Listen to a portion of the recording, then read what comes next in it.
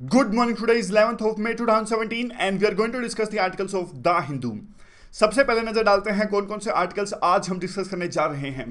पहला जो आर्टिकल है कर्नाटका की पॉलिटिक्स से रिलेटेड आर्टिकल है, एग्जाम के लिए इंपॉर्टेंट नहीं है, इसे हम नहीं डिस्कस करेंगे। दूसरा आर्टिकल है साउथ कोरिया से रिलेटेड। साउथ कोरिया में प्रेसिडेंट के लिए इलेक्शंस हुए, नए प्रेसिडेंट वहां पे चुने गए मिस्टर मून। अब ये आर्टिकल उसी से रिलेटेड है, क्या मिस्टर मून जो है नए प्रेसिडेंट वहां पे करप्शन फ्री गवर्नमेंट को स्टैब्लिश कर पाएंगे।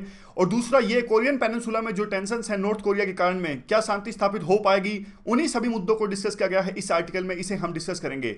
यहां पे बीच का जो मेन आर्टिकल है ये ट्रिपल तलाक से रिलेटेड आर्टिकल है। कल भी हमने ट्रिपल तलाक के मुद्दे को विस्तार से डिस्कस किया था, तो आज सुप्रीम कोर्ट में सुनवाई शुरू होने वाली है ट्रिपल तलाक के मुद्दे पर।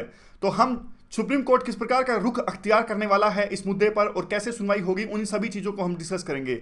नीचे का जो आर्टिकल है, चाइना के अंदर में one road one belt project को लेकर एक समिट होने वाला है 14-15 मई को। तो इंडिया को उस समिट में पार्टिसिपेट करना चाहिए, ऐसी वकालत ये आर्टिकल कर रहा है। और क्यों पार्टिसिपेट करना चाहिए, उन सभी तर्क को, उन सभी आर्ग्यूमेंट्स को डिस्कस करेंगे हम अपनी डिस्कशन में। यहाँ पे जो आर्ग्यूमेंट है, यहाँ पे जो आर्टिकल है फ्रांस से रिलेटेड आर्टिकल है। फ्रांस में इलेक्शंस हुए और मिस्टर मैक्रोन चुने गए फ्रांस के नए राष्ट्रपति। तो किस प्रकार से सिग्निफिकेंस है उनके राष्ट्रपति के तौर पर चुने जाना, उन सभी चीज़ों को डिस्कस करेंगे इस आर्टिकल से। यहाँ पे जो आर्टिकल है ईवीएम से रिलेटेड आर्टिकल है। आम आदमी पार्टी ने दिल्ली विधानसभा के स्पेशल सत्र में एक डिमॉन्स्ट्रेशन के दौरान दिखाया कि ईवीएम में टेम्परिंग की जा सकती है। तो ये आर्टिकल उस बात को नकार रहा है और अपने आर्गुमेंट्स पेश कर रहा है कि ईवीएम में टेम्परिंग करना संभव नहीं है। तो इसमें जो भी इंपॉर्टेंट पॉइंट, 3-4 इंपॉर्टेंट पॉइंट है, उन्हें हम डिस्कस करेंगे। यहां पे जो आर्टिकल है ये भी हमने पहले तो डिस्कस किया है, काइंड ऑफ रिवीजन हो जाएगा। हमास जो कि इजराइल के अंदर में गाजा पट्टी पर रूल करता है, मिलिटेंट ऑर्गेनाइजेशन है, उन्होंने अपने इजराइल के प्रति जो रुख है उसको नरम किया है। तो वहां पे एक प्रकार से शांति स्थापित हो सकती है, इस प्रकार की संभावना टटोल रहे हैं इस आर्टिकल के अंदर में। तो चलिए स्टार्ट करते हैं सबसे पहले साउथ कोरिया से रिलेटेड जो आर्टिकल है उससे। ये देखिए, साउथ कोरिया में इलेक्शंस हुए और वहां पे पहले जो प्रेसिडेंट थी वो मिस पाक थी और अब नई प्रेसिडेंट की नियुक्ति हुई इलेक्शंस के बाद में। मिस्टर मून नए प्रेसिडेंट के तौर पर चुने गए। और पहले देखिए जो ये प्रेसिडेंट थी मिस पाक, इनका इंपीचमेंट किया गया था। काफ़ी आरोप इन पे लगे थे, भ्रष्टाचार के आरोप लगे थे, काफ़ी स्कैंडल्स के आरोप इन पे लगे थे। इवन जो सैमसंग कंपनी जो है उनके चीफ पर भी एक प्रकार से करप्शन के चार्जेस लगे थे। तो उसके बाद में जो इलेक्शंस हुए, अब ये चुने गए हैं मिस्टर बून। तो काफ़ी एक्सपेक्टेशंस और काफ़ी उम्मीदें इनसे हैं कि ये एक ऐसा कल्चर, यानी एक ऐसा ट्रांसपेरेंट और अकाउंटेबल कॉर्पोरेट गवर्नेंस कल्चर वहाँ पे इस्टेब्लिश करेंगे जिससे करप्शन फ्री गवर्नमेंट वहाँ पे काम करेगी। और दूसरा देखिए, ये ह्यूमन राइट्स के वकील भी हैं। मानवाधिकार के वकील के तौर पे इनका जो एक्सपीरियंस था उससे तो यही लगता है कि ये एक प्रकार से नॉर्थ कोरिया, इन्होंने वैसे अपनी इंटेंशंस भी जाहिर करी हैं कि नॉर्थ कोरिया, ये प्योंगयांग जो है वो नॉर्थ कोरिया की राजधानी है, कि नॉर्थ कोरिया के साथ में शांति स्टैब्लिश करने के लिए ये कदम उठाएंगे। और इसके लिए ये वाशिंगटन के साथ साथ बीजिंग और टोक्यो से भी बातचीत करेंगे, यानी जापान और चाइना से भी बातचीत करेंगे।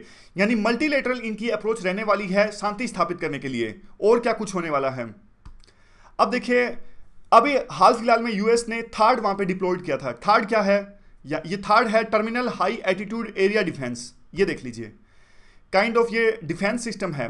मान लीजिए नॉर्थ कोरिया किसी भी तरह की एक मिसाइल लॉन्च करता है साउथ कोरिया के ऊपर में। यहां से देखिए, यहां से मिसाइल दागी जाती है साउथ कोरिया के ऊपर में। तो ये जो थर्ड का डिफेंस सिस्टम है, ये इसमें एक रडार होता है, रडार डिटेक्ट कर लेगा कि मिसाइल कोई लॉन्च की गई है नॉर्थ कोरिया के द्वारा। फिर बाद में थर्ड सिस्टम एक ऐसी मिसाइल को लॉन्च करेगा जो नॉर्थ कोरिया द्वारा छोड़ी गई मिसाइल से टकराएगा और डिफेंस करेगा साउथ कोरिया का। इसलिए जो थर्ड सिस्टम है terminal high attitude area defence, ये डिप्लॉय किया गया है वाशिंगटन के द्वारा इस पूरे रीजन के अंदर में। तो इसकी वजह से देखिए बीजिंग में भी एक कंसर्न्स हैं। तो बीजिंग ने एक प्रकार से अपना विरोध जाहिर किया है कि बीजिंग कहता है कि जो आपने थर्ड डिप्लॉय किया है इसके रिपरकशंस हमारी सिक्योरिटी पर भी पड़ेंगे।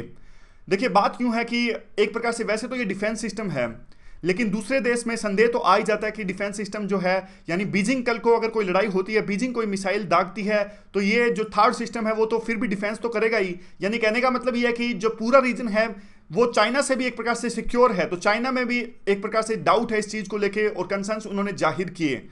और अब जो मिस्टर मून नए प्रेसिडेंट है, इन्होंने कहा कि देखिए हम रीनेगोशिएट करेंगे इस पूरे मुद्दे पर, यानी जो थर्ड डिप्लॉय किया गया है फिर से डिसाइड करेंगे कि क्या इसको डिप्लॉय किया जाना चाहिए या नहीं किया जाना चाहिए। लेकिन अब इस बात को लेकर वाशिंगटन का रिस्पॉन्स आना बाकी है, क्योंकि जो वाशिंगटन है यानी जो यूएस है वो मेन साउथ कोरिया का एलाय है। तो ये देखना बाकी है कि यूएसए का क्या रुख रहेगा इनकी इस स्टेटमेंट के ऊपर में। और बाद में इन्होंने ये भी कहा कि देखिए कि बीजिंग के साथ में यानी चाइना के साथ में वो कल्चरल टूरिज्म और जो ट्रेड रिलेशंस है उनको फिर से रिवाइव करेंगे और वो इस बात पर बल देंगे कि सभी देशों का इस पूरे रीजन के अंदर में पीसफुल को एग्जिस्टेंस हो, यानी सभी देश आपस में मिलकर शांति के साथ में रहें। तो देखिए यही सभी बातें हैं, क्योंकि जो इनकी अप्रोच है वो मॉडरेट लीडर ये हैं, तो इनकी अप्रोच भी उसी तरह की है। तो ये तो अभी भविष्य के गर्भ में है कि वास्तव में शांति स्थापित हो पाएगी इस पूरे रीजन में। हम चलते हैं अगले आर्टिकल की तरफ में। अगला आर्टिकल जो है वो देखिए ट्रिपल तलाक से रिलेटेड मुद्दे पर है। ट्रिपल तलाक यानी सुप्रीम कोर्ट में केस गया है जिसका नाम है सायरा बानो वर्सेस में union of India case. Saira Bano जो ये एक मुस्लिम महिला है, 15 साल की शादी के बाद में इनको तलाक दे दिया गया था और इस मुद्दे को लेकर ये सुप्रीम कोर्ट में गई थी। और इस मुद्दे के साथ साथ में दूसरे मुद्दे भी सुप्रीम कोर्ट एड्रेस करेगा, जैसे पोलीगैमी या फिर निकाह हलाला।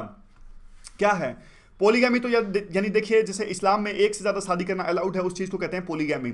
लेकिन देखिए जैसे हमने हिस्टोरिकल कंटेक्स्ट डिस्कस किया था, वैसे ही पोलीगैमी का एक हिस्टोरिकल कंटेक्स्ट है और आज के कल्चर में पोलीगैमी स्टिक नहीं ठहरती। हिस्टोरिकल कंटेक्स्ट क्या है? देखिए मैं आपको एक एक्स्ट्रा नॉलेज के तहत बताऊं तो हमने काफ़ी पहले 2-3 महीने पहले एक आर्टिकल डिस्कस किया था। हमने उस आर्टिकल में क्या डिस्कस किया था? देखिए जब मोहम्मद साहब ने एक प्रकार से ये सारा कंसेप्ट दिया था, उस समय क्या हुआ था?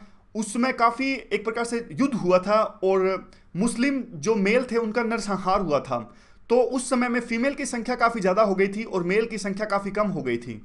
तो इसीलिए कुरान में ये अलाउ किया गया था कि कुछ समय के लिए जो मेल जो हैं वो एक से ज़्यादा महिलाओं से शादी कर सकते हैं, क्योंकि देखिए फीमेल की संख्या काफ़ी ज़्यादा हो गई थी, मेल की संख्या कम थी। इसलिए फीमेल का पालन पोषण करने के लिए एक प्रकार से जो पुराना कंसेप्ट है वो बात बिल्कुल अलग है कि आज जो है इन बातों पर कोई जो मॉडर्न अप्रोच है, जो लिबरल अप्रोच है, वो मेल और फीमेल बराबर हैं और फीमेल भी अपने आप एम्प्लॉयमेंट काफ़ी ज़्यादा आपको देखा ही होगा कि लेबर में पार्टिसिपेशन उनका ज़्यादा है। लेकिन हम उन जो कुरान की अप्रोच है उसके हिसाब से देख रहे हैं, उसके हिसाब से ये था कि जो मेल की संख्या कम हो गई थी इसलिए उनको उत्तरदायित्व दिया गया था कि आप एक से ज़्यादा महिलाओं की जिम्मेदारी संभालें ताकि वो एक प्रकार से अपना जीवन यापन कर सकें और जो बच्चे हैं वो भी एक सही तरह से लाइफ व्यतीत कर सकें। इसलिए पॉलीगैमी को अलाउ किया गया था।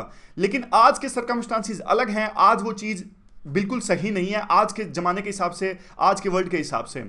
एक और जो चीज़ है वो निकाह हलाला, इस पर भी सुप्रीम कोर्ट अपना फैसला सुनाएगा। तो निकाह हलाला क्या है? निकाह हलाला देखिए मैं आपको एक एग्जांपल के तहत बताता हूं। मान लीजिए देखिए एक ए है जो हस्बैंड है और वाइफ बी है। मान लीजिए ए ने बी को ट्रिपल तलाक दे दिया, मतलब तलाक दे दिया, सिंपल भाषा में आपका ये तलाक दे दिया। अब मान लीजिए 3 तलाक अगर दिए जा चुके हैं तो फिर बी ए के साथ में नहीं रह सकते, यानी ए और बी 3 तलाक के बाद में एक साथ नहीं रह सकते। 3 तलाक के बाद में अगर दोनों एक साथ रहना चाहते हैं तो बी को निकाह हलाला की प्रोसेस से गुजरना होता है। तो क्या है निकाह हलाला की प्रोसेस? ये निकाह हलाला की प्रोसेस ये कि 3 तलाक के बाद में अगर दोनों एक साथ रहना चाहते हैं तो बी को किसी दूसरे मेल यानी सी से शादी करनी पड़ेगी, सी से शादी करनी पड़ेगी और दोनों के बीच में तलाक होना चाहिए। अगर सी से शादी करने के बाद में दोनों के बीच में तलाक हो जाता है तो फिर से बी ए के साथ में रह सकती हैं। तो ये पूरा कंसेप्ट है, यानी अगर ए और बी के बीच में तलाक हो चुका है लेकिन ट्रिपल तलाक हो चुका है, फिर से साथ रहना चाहते हैं तो इस्लाम के हिसाब से नहीं रह सकते, यानी बी को किसी दूसरे मेल से शादी करनी पड़ेगी, दूसरे हस्बैंड से शादी करनी पड़ेगी। नहीं, हस्बैंड से शादी नहीं हो सकती, शादी के बाद हस्बैंड होते हैं। हाँ, तो शादी करनी पड़ेगी, तलाक के बाद में फिर दोबारा से ये अपने पहले हस्बैंड के साथ में रह सकती हैं। तो ये पूरा कंसेप्ट है निकाह हलाला का। अब उसके बाद में देखिए 2 अप्रोच अभी सुप्रीम कोर्ट के पास में है, काफ़ी एक प्रकार से महत्वपूर्ण चीज़ है जो हम अभी डिस्कस करने जा रहे हैं। अब देखिए सुप्रीम कोर्ट के पास में 2 अप्रोच हैं कैसे ट्रिपल तलाक के केस को हैंडल करेंगे। एक अप्रोच तो यूं है कि जो विरोध मुस्लिम पर्सनल लॉ बोर्ड करता है, मुस्लिम पर्सनल लॉ बोर्ड बार बार कहता है कि सुप्रीम कोर्ट जो है वो मुस्लिम्स के पर्सनल लॉज में इंटरफेयर नहीं कर सकते। तो एक अप्रोच तो सुप्रीम कोर्ट के पास में ये है, सुप्रीम कोर्ट ये कहेगी कि देखिए आपका जो ट्रिपल तलाक का जो कंसेप्ट है वो काफ़ी ज़्यादा डाइवर्ट हो गया है आपके पर्सनल लॉज से, यानी इस्लाम के कुरान में जो कहा गया था ट्रिपल तलाक के बारे में वो आजकल फॉलो नहीं कर रहा है। यानी सुप्रीम कोर्ट ये कहेगा कि सिर्फ आप अपना पर्सनल लॉ तो कम से कम फॉलो कीजिए, यानी जो इस्लाम में कहा गया आप वो तो फॉलो कीजिए कम से कम, हम आपके पर्सनल लॉ में इंटरफेयर नहीं करेंगे। ये है सुप्रीम कोर्ट की पहली अप्रोच। ये नैरो अप्रोच है। नैरो अप्रोच कैसे है? यानी इसमें सुप्रीम कोर्ट सिर्फ इतना बता रहा है कि आप अपना पर्सनल लॉ कम से कम फॉलो कीजिए, जो इस्लाम में कम से कम कहा गया था उससे आप डाइवर्ट मत होइए। लेकिन एक दूसरी अप्रोच भी सुप्रीम कोर्ट अपना सकता है, यह है ब्रॉडर अप्रोच। ये कैसी अप्रोच है? देखिए ये ऐसी अप्रोच है, सुप्रीम कोर्ट कहेगा कि हम जब भी किसी पर्सन का हमारे देश के अंदर में फंडामेंटल राइट्स हनन होंगे तो हम उसको बचाने के लिए आगे आएंगे, चाहे किसी भी धर्म का पर्सनल लॉ में इंटरफेरेंस उससे हो। यह काफी ब्रॉडर अप्रोच है। ये ब्रॉडर अप्रोच का मतलब ये है कि सुप्रीम कोर्ट चीजों को सिर्फ फंडामेंटल राइट्स के ऊपर देखेगा। मतलब अगर कोई भी पर्सनल लॉ किसी भी धर्म का फंडामेंटल राइट्स का हनन करता है तो सुप्रीम कोर्ट उसके अंदर में इंटरफेयर करेगा। ये काफी बड़ी अप्रोच है। तो अब देखिए दोनों अप्रोच को थोड़ा सा हम डिस्कस कर लेते हैं। देखिए नैरो अप्रोच क्या है, एसेंस हमने डिस्कस कर लिया। हमने ये भी डिस्कस किया था कल कैसे जो ट्रिपल तलाक का जो इशू है वो काफ़ी ज़्यादा डाइवर्ट हो गया है। यानी जो शुरू में कुरान में तो यूं कहा गया था ट्रिपल तलाक कि जैसे मान लीजिए आज 11 मई है, 11 मई है, समय हुआ है 7 बजे, तो इस्लाम के हिसाब से यूं था कि 11 मई से लेके अगर कोई किसी को तलाक देना है तो 3 महीने के अंतराल में पूरी तलाक की प्रोसेस पूरी करनी होगी। यानी अगर आज एक तलाक दिया है तो 11 जून को दूसरा, 11 जुलाई को तीसरा तलाक देना पड़ेगा। यानी 3 महीनों के अंदर में पूरे ये तलाक की प्रोसेस को पूरा करना है। और बीच में जो एक महीने का टाइम है उसको यूज किया जाना चाहिए एक प्रकार से डिफरेंसेस को खत्म करने के लिए। लेकिन आज जो प्रथा जो प्रचलित है उसके हिसाब से एक ही समय यानी 11 मई जो अभी टाइम है 7 बजे, 3 बार कोई बोलेगा तलाक तलाक तलाक, इसका मतलब तलाक हो गया। समझ गए? 3 महीने का जो समय था कुरान के हिसाब से वो समय जो है आजकल उसको नहीं माना जाता। यानी जो नैरो अप्रोच है सुप्रीम कोर्ट यूं कह सकता है कि बस आप अपनी जो कहा गया था कुरान में कम से कम उसको फॉलो कीजिए और आप आज काफी ज्यादा डाइवर्ट हो गए हो। तो ये पूरी चीज है। इसके बाद दूसरी जो अप्रोच है वो है ब्रॉडर अप्रोच, जिसमें सुप्रीम कोर्ट कहेगा कि अगर मान लीजिए कोई भी पर्सनल लॉ फंडामेंटल राइट्स का हनन करता है तो फंडामेंटल राइट्स की सुरक्षा करना जरूरी है। ये ब्रॉडर अप्रोच है। लेकिन देखिए अगर सुप्रीम कोर्ट ब्रॉडर अप्रोच अपनाता है तो बॉम्बे हाई कोर्ट की एक जजमेंट को चेंज करना पड़ेगा। बॉम्बे हाई कोर्ट की एक जजमेंट है आर्टिकल नंबर 13 के ऊपर में। आर्टिकल नंबर 13 क्या कहता है? आर्टिकल नंबर 13 ये कहता है मान लीजिए स्टेट के द्वारा कोई भी बनाया हुआ कानून है, स्टेट के सारे पार्ट्स हैं, पार्लियामेंट भी स्टेट का पार्ट है। अगर कोई भी राज्य है, हमारे देश में 29 राज्य हैं, उसकी असेंबली कोई भी इस प्रकार का कानून बनाती है जो फंडामेंटल राइट्स का हनन करती है तो वो कानून नल एंड वॉइड हो जाएगा। ऐसा कहता है आर्टिकल नंबर 13। समझ गए? अब बॉम्बे हाई कोर्ट ने एक जजमेंट दी थी इस केस में, स्टेट ऑफ बॉम्बे वर्सेस में नारासू अपा माली केस में। इन्होंने कहा था कि देखिए जो पर्सनल लॉज हैं वो अनकोडिफाइड हैं, यानी पर्सनल लॉज जो हैं वो स्टेट के द्वारा नहीं बनाए गए हैं। यानी जो कानून लगता है आर्टिकल नंबर 13 में, यानी स्टेट कोई भी ऐसा कानून नहीं बना सकता जो फंडामेंटल राइट्स को हनन करता हो। अगर स्टेट ऐसा कोई कानून बनाता है तो वो नल एंड वॉइड हो जाएगा। तो बॉम्बे हाई कोर्ट की जजमेंट के हिसाब से पर्सनल लॉ में जो कानून है वो नल एंड वॉइड नहीं होंगे क्योंकि वो स्टेट के द्वारा नहीं बनाए गए हैं। तो एक टेक्निकल रीजंस की वजह से बॉम्बे हाई कोर्ट ने जजमेंट दी थी। अब देखिए अब सुप्रीम कोर्ट का पहले तक इसमें चेंज करना होगा, इस जजमेंट में चेंज करना होगा। अगर वो इस प्रकार की अप्रोच ब्रॉडर अप्रोच अपनाते हैं कि वो इस पूरे पर्सनल लॉज को इस मुद्दे पर देखेंगे कि वास्तव में वो फंडामेंटल राइट्स का हनन करते हैं या उसके इस एक प्रकार से इस बेसिस पर देखेंगे। उसके बाद में देखिए आर्टिकल कहता है कि कोई भी ऐसी चीज नहीं है, यानी कोई पर्सनल लॉ के कानून जो है वो कहीं ना कहीं स्टेट के द्वारा इन्फ्लुएंस किए गए हैं, यानी वो एक प्रकार से इंडिपेंडेंट नहीं है। जैसे एग्जांपल देते हैं, देखिए ब्रिटिश एम्पायर का एग्जांपल देते हैं। आगा खां केस जो है 1866 का काफी फेमस केस है। ये बॉम्बे हाई कोर्ट ने जजमेंट दी थी। उन्होंने इस जजमेंट में खोजा कम्युनिटी को मुस्लिम ठहराया था, और जबकि जो खोजा कम्युनिटी के जो लोग हैं वो मना कर रहे थे, वो कह रहे थे कि हम ना तो हिंदू हैं ना मुस्लिम्स हैं, लेकिन बॉम्बे हाई कोर्ट ने उनको मुस्लिम्स बताया था। तो एक प्रकार से देखिए अब जबकि कोर्ट ने उनको मुस्लिम्स बताया तो बाद में पूरा उनका जो लॉज हैं सभी चेंज हो गए। बाद में उनके जितने शादी समारोह या फिर जो भी उनके पर्सनल लॉज हैं वो मुस्लिम धर्म के हिसाब से चलेंगे। तो कहने का मतलब ये है कि स्टेट ने कहीं ना कहीं कभी ना कभी सभी धर्मों को इन्फ्लुएंस किया है। कोई भी धर्म के पर्सनल लॉज हैं वो अपने आप में इंडिपेंडेंट नहीं है, जिस प्रकार से मांग की जा रही है मुस्लिम पर्सनल लॉ बोर्ड के द्वारा। आगे क्या है? चॉइस। आगे देखिए ये वे फॉरवर्ड है। देखिए अब आर्टिकल कहता है कि ये विडंबना है कि मान लीजिए कोई भी कानून अगर स्टेट के द्वारा बनाया गया है तो सुप्रीम कोर्ट उस पर फैसला ले सकता है, उसमें इंटरफेरेंस कर सकता है, जबकि सोसाइटी के द्वारा यानी जो कोई किसी धर्म के द्वारा जो पर्सनल लॉज बनाए गए हैं उस पर जो सुप्रीम कोर्ट है संज्ञान नहीं ले सकता। ये तो अपने आप में विडंबना है और सुप्रीम कोर्ट को ये चीज़ ठीक करनी चाहिए। और हमारा जो देश है वो रिपब्लिकन डेमोक्रेसी है जो कि एक सेकुलर संविधान के द्वारा गवर्न किया जाता है, और ये इस चीज़ के खिलाफ में है। और अभी जो चॉइस है वो सुप्रीम कोर्ट को करनी है कि वो किस प्रकार की अप्रोच लेंगे। तो ये पूरा आर्टिकल था। अगले आर्टिकल की तरफ हम चलते हैं। देखिए ये आर्टिकल है one road one belt project, जो कि चाइना का एक प्रोजेक्ट है, एम्बिशियस प्रोजेक्ट है। ये देखिए काफ़ी बार हमने इसके बारे में डिस्कशन की है। तो 2 रूट से ही चलेगा, मेरीन रूट से भी चलेगा, रोड रूट से भी चलेगा। और देखिए अब आर्टिकल कहता है, आर्टिकल एक प्रकार से सपोर्ट करता है कि इंडिया को इस समिट में, जो कि 14 और 15 मई को होने जा रहा है, और इंडिया को इस समिट में पार्टिसिपेट करना चाहिए। और चाइना ने देखिए हाल फिलहाल में रिसेंटली 4 पॉइंट का इनिशिएटिव्स लेने की बात कही थी। कौन से ऐसे 4 पॉइंट इनिशिएटिव्स हैं इंडिया और चाइना के बीच में जिसको चाइना ने लेने की बात कही थी? सबसे पहले देखिए चाइना ने कहा था कि आप नेगोशिएशन स्टार्ट कीजिए, यानी जो एक ट्रीटी है इंडिया और चाइना के बीच में गुड नेबर्स और फ्रेंडली कोऑपरेशन को लेके आप इस ट्रीटी पर नेगोशिएशन स्टार्ट कीजिए। दूसरा, चाइना और इंडिया के बीच में फ्री ट्रेड एग्रीमेंट आए, इस बात को लेके जो पहले नेगोशिएशंस हो रही थी लेकिन बीच में रुक गई थी, आप उन नेगोशिएशंस को फिर से स्टार्ट कीजिए ताकि इंडिया और चाइना के बीच में फ्री ट्रेड एग्रीमेंट इस्टेब्लिश हो सके। तीसरा जो है वो बॉर्डर को लेके है। देखिए बॉर्डर, चाइना और इंडिया के बीच में बॉर्डर डिस्प्यूट है और मेनली 3 हिस्सों में हमारा बॉर्डर्स डिवाइडेड है इंडिया और चाइना के बीच में। एक जो है ये यहाँ पे देखिए वेस्टर्न जो पार्ट है अक्साई चीन, ये एक प्रकार से चाइना ने इस एरिया पर कब्जा किया हुआ है और इंडिया सपोर्ट करता है, यानी ये हमारा पार्ट है। और यहाँ पे देखिए चाइना, अरुणाचल प्रदेश पे चाइना अभी अपना क्लेम करता है और बीच का जो रीजन है इस पे कोई डिस्प्यूट नहीं है। अब देखिए चाइना ये कहता है कि कम से कम देखिए इन दोनों इश्यूज पे, यानी दोनों रीजन्स में जिस रीजन्स पे एक प्रकार से सहमति है, दोनों के बीच में किसी भी प्रकार का डिस्प्यूट नहीं है, कोई भी एक प्रकार से डिफरेंट राय नहीं है, तो कम से कम आप उसको तो डेमोक्रेट कर दीजिए, उसको तो आप एक प्रकार से उस पर आप फॉर्मल एग्रीमेंट कर दीजिए। अर्ली हार्वेस्टिंग इस चीज़ को कहते हैं। अर्ली हार्वेस्टिंग का मतलब ये होता है कि जब मान लीजिए किसी पूरे इश्यूज पर आप एक सहमत नहीं हो सकते तो पूरे इश्यूज को आप डिवाइड कीजिए। मान लीजिए पूरा इश्यू है, अगर आप इस पूरे इशू पर 2 कंट्रीज डिवाइडेड हैं और डिफरेंसेस हैं तो इस इशू को डिवाइड कीजिए छोटे छोटे पार्ट्स में, और जिन पार्ट्स पे कम से कम आपकी सहमति है उस पार्ट्स पे एग्रीमेंट कीजिए। तो इस चीज को आप अर्ली हार्वेस्टिंग कह सकते हैं। चौथा है कि इंडिया की जो एक प्रकार से एक्ट ईस्ट पॉलिसी है और चाइना का जो 1 बेल्ट 1 रोड का इनिशिएटिव्स है, दोनों को एक प्रकार से इंटीग्रेट कर दीजिए, ऐसा चाइना ने प्रपोजल दिया था, चाइना ने इनिशिएटिव उठाने की बात कही थी।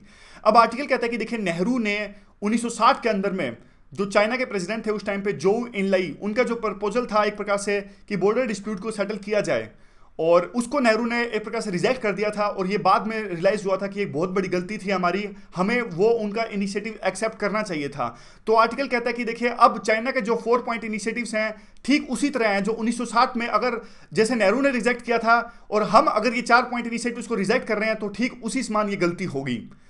देखिए 1960 में जो इनलाई है उन्होंने ये कहा था कि जो इनका ये पार्ट है, वेस्टर्न पार्ट है, इसको अगर इंडिया एक्सेप्ट करता है कि चाइना का पार्ट है तो चाइना ने कहा था कि हम भी एक्सेप्ट कर लेंगे कि अरुणाचल प्रदेश आपका पार्ट है। शुरू में चाइना ने इस तरह की अप्रोच अपनाई थी, लेकिन बाद में हम चाहते थे कि इस तरह का कोई सेटलमेंट हो, लेकिन बाद में चाइना ने मना कर दिया था। तो बाद में हमें रियलाइज़ हुआ था उस समय 1960 में हमें वो एक्सेप्ट कर लेना चाहिए था। अगर वो एक्सेप्ट हो जाता तो 1962 की लड़ाई भी ना होती। खैर छोड़िए, ये तो हाइपोथेटिकल चीज़ें हैं। अब आगे क्या है आगे देखिए आर्टिकल 4 तरह के स्टेप्स उठाने की बात करता है इंडिया को। ये कहता है कि देखिए जो ये प्रोजेक्ट है पूरा बेल्ट एंड रोड इनिशिएटिव्स का, $1 ट्रिलियन का ये प्रोजेक्ट है, 60 देशों से होकर ये गुजरेगा और सभी देशों के, जिन भी देशों से ये जाएगा उन देशों के बीच में कोऑपरेशन इस्टेब्लिश होगा और एवन एशिया को ये डिजिटल एशिया की ओर ले जाएगा। और बाद में कहते हैं कि देखिए इंडिया जो है, जो 2032 तक इंडिया $10 ट्रिलियन की इकोनॉमी नहीं हो सकती जब तक हम एशिया की एक जो पूरी मार्केट है, सप्लाई चेन है, मैन्युफैक्चरिंग की मार्केट है, उसके साथ में अपने आप को इंटीग्रेट नहीं करते।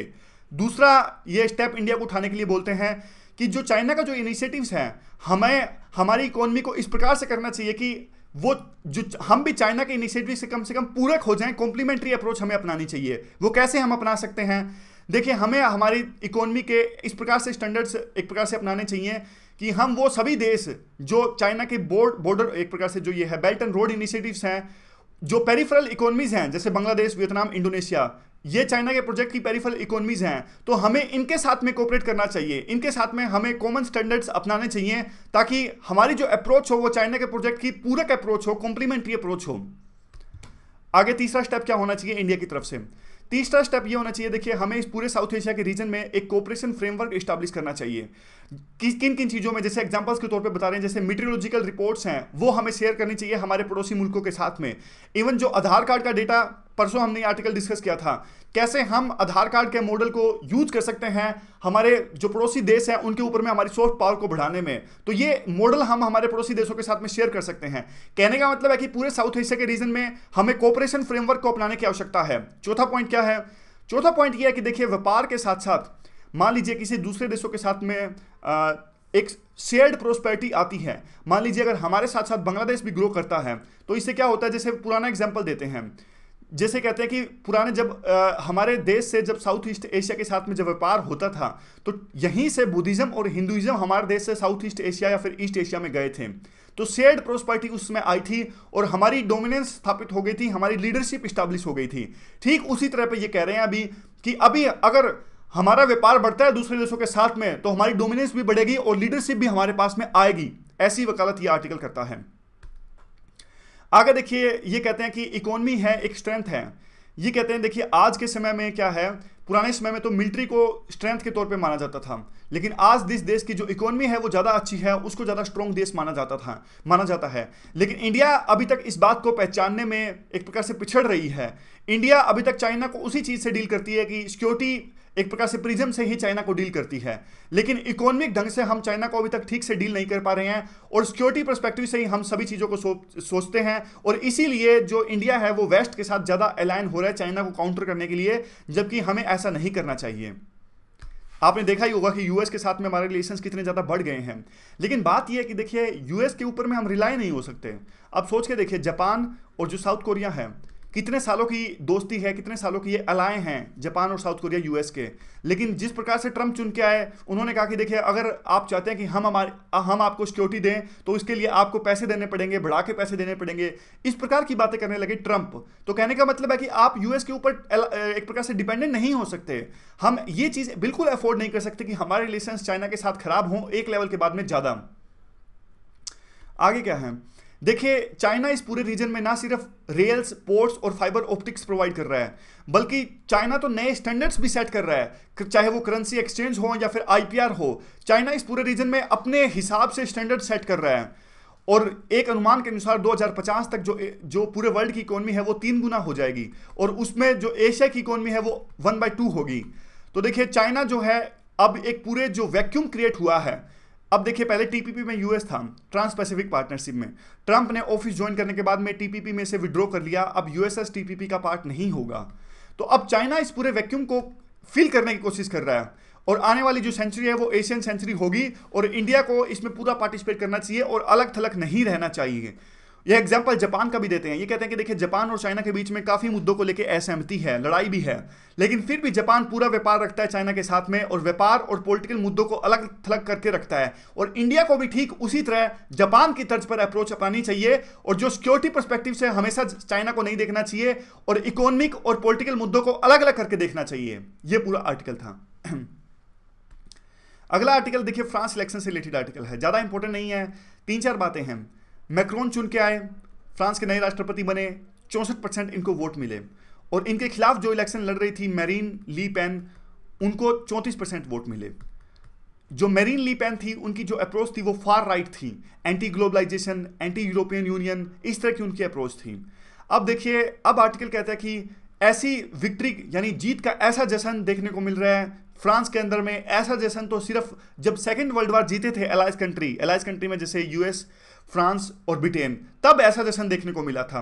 तो अब ये कहते हैं मैक्रोन के पास में एक मौका है कि वो चेंजेस लाएं, जो भी चेंजेस रिक्वायर्ड हैं फ्रांस के अंदर में उन चेंजेस को लेके जाएं और यूनिटी स्टैब्लिश करें फ्रांस के अंदर में। यूनिटी कैसे? अब सोच के देखिए 34% वोट मिले ली मैरीन को और जो ली मैरीन की अप्रोच थी काफ़ी एक प्रकार से एक्सट्रीम थी, anti globalisation, anti European union.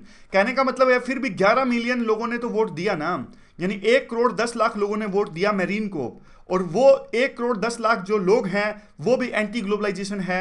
अगर इनडायरेक्टली हम एक प्रकार से डिडक्ट करें वो भी एक प्रकार से एंटी ग्लोबलाइजेशन है। कहने के बाद तो यही हुई ना, उन्होंने एफर्म की थी मैरीन की पॉलिसीज को।